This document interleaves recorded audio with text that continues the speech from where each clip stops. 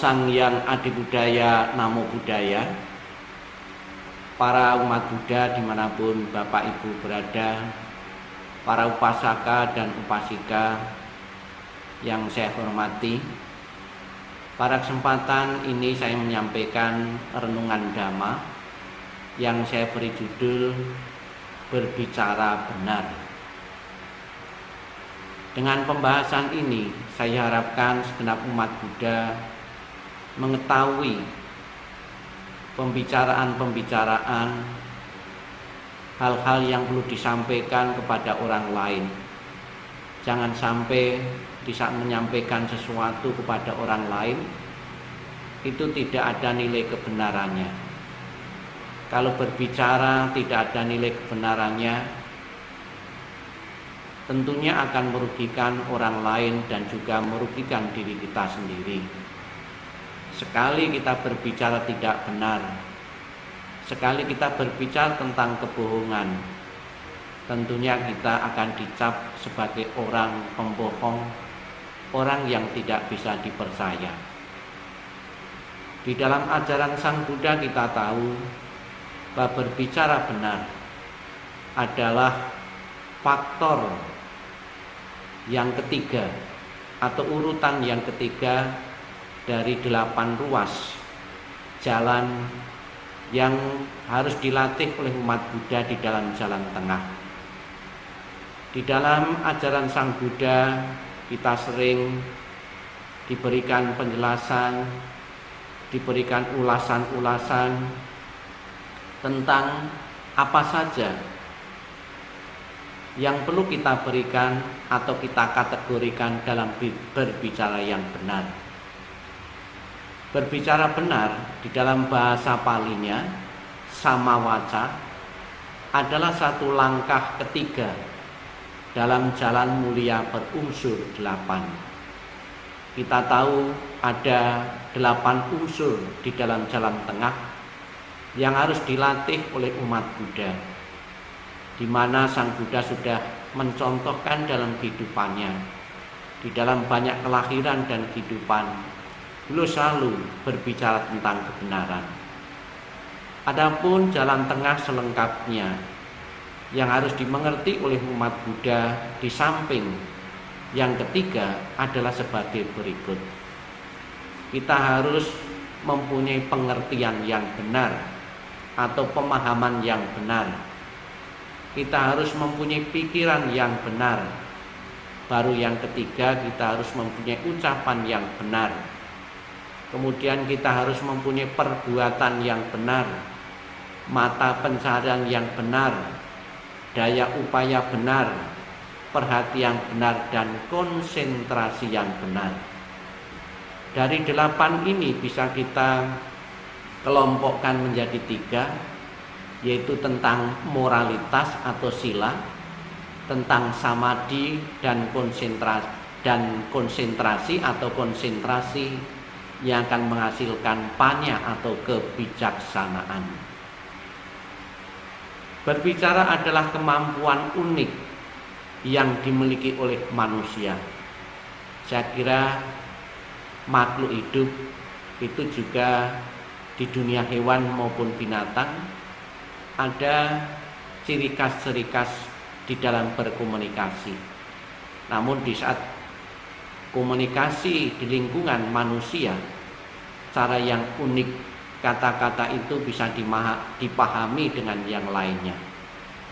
Namun di dunia hewan maupun binatang, tentunya kita tidak bisa mengerti. Hanya kalangan hewan dan binatang yang bisa mengerti.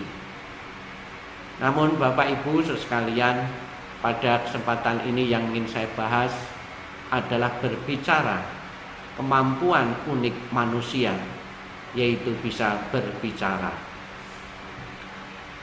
Dapat kita lihat di gambar atau di foto ini, ada seorang wanita yang mencium seekor kucing. Dia juga mengungkapkan perasaan kasih sayangnya kepada binatang, namun tentunya bukan dengan cara berbicara atau berkata-kata, karena binatang atau hewan tidak bisa mengerti apa yang kita ucapkan atau apa yang kita katakan. Ada sebuah studi mengatakan demikian, bahwa kecapan yang dilakukan sang monyet melibatkan koordinasi lidah, bibir, dan rahang. Pergerakan mulut tersebut dipercaya berperan dalam evolusi kemampuan bicara. Jadi dicontohkan ada kera, karena koordinasi di lidah, bibir, dan rahang inilah sebagai evolusi yang seperti kita ketahui kita bisa berbicara. Namun tentunya bahasa kera ini tidak kita mengerti. Buddha banyak menekankan sekali tentang pentingnya berbicara benar. Di dalam kutipan-kutipan penjelasan Sang Buddha yang tercatat di dalam kitab suci, yang bisa kita jadikan sebuah rujukan, sebuah pelajaran bagi kita bagaimana kita semestinya berbicara yang benar atau berkata-kata yang benar. Yang pertama, Buddha menekankan pentingnya berbicara yang benar. Yang pertama, berbicara dengan kata-kata yang dapat dipercaya. Kata-kata yang bisa dipercaya oleh orang lain.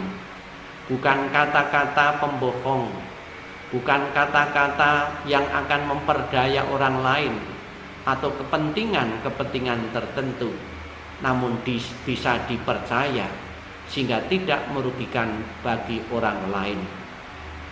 Yang kedua, kata-kata yang kita ucapkan hendaknya berguna, bermanfaat, bukan kata-kata yang sia-sia, kata-kata yang mubazir, hanya menggunakan waktu dengan kesia-siaan berjam-jam, berlama-lama untuk berbicara, untuk ngobrol yang tidak ada nilai manfaatnya, nilai faedahnya bagi orang lain. Yang ketiga, berbicara pada waktu yang tepat.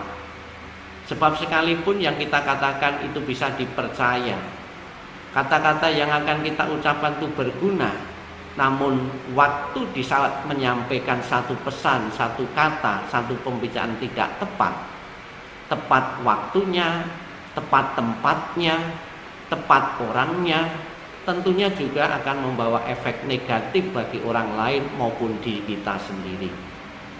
Kemudian yang keempat, didorong oleh kebaikan hati dan belas kasih, bukan karena dorongan mementingkan diri kita sendiri, bukan dorongan karena kita kepengen dipandang menjadi orang yang baik, bukan karena kepengen dipandang kita jadi orang yang suka menolong, namun betul-betul dari kebaikan hati dan belas kasihan kepada orang lain.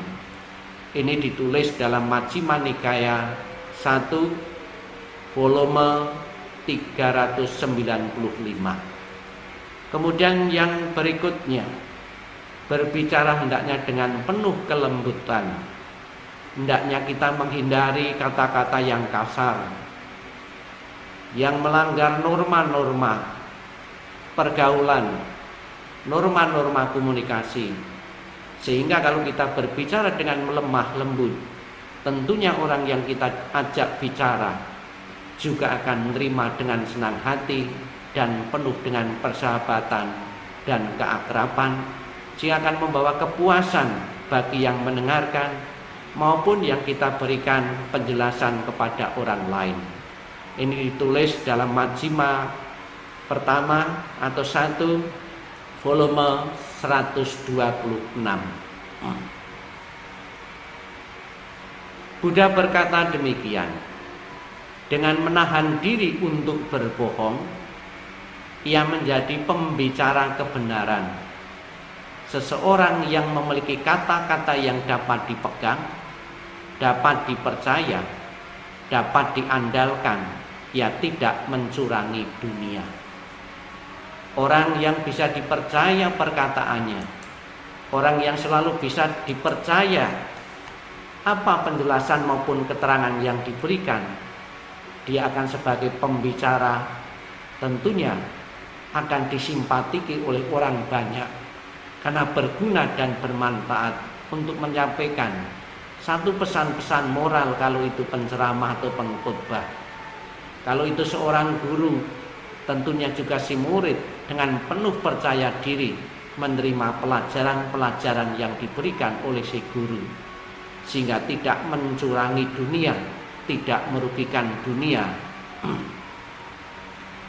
Dalam salah satu deskripsinya yang paling detail tentang penggunaan komunikasi verbal, secara terampil Buddha berkata demikian: dengan menahan diri untuk berbohong yang menjadi pembicara kebenaran, seseorang yang memiliki kata-kata yang dapat dipegang, dapat dipercaya, dapat diandalkan, ia tidak mencurangi dunia.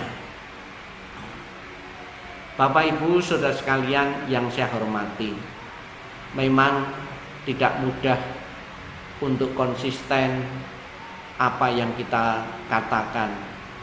Tidak mudah kita mempraktekkan ajaran di dalam 8 jalan utama, khususnya berbicara yang benar ini. Tidak sedikit kita lebih senang mengatakan kebohongan-kebohongan untuk kepentingan pribadi kita, untuk kepentingan jangka pendek kita, dan juga kita senang orang lain itu akan sengsara, orang lain tidak percaya lagi pada omongan-omongan kita. Tentunya ini hal yang buruk bagi kita apabila kita melakukan seperti ini.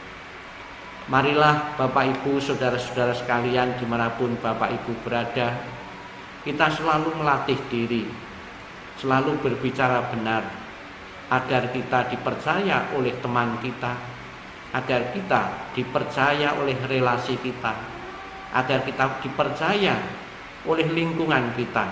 Karena kita selalu berbicara tentang kebenaran, kita selalu bermanfaat, berfaedah bagi lingkungan kita dengan kata-kata yang kita ucapkan. Kita bisa membayangkan apabila kita menjadi seorang pembohong, penyebar desas-desus, penyebar berita-berita yang belum pasti, menyebar berita-berita kebohongan atau hoax, tentunya akan membuat kegaduhan, akan membuat ketidakpastian dalam lingkungan kita.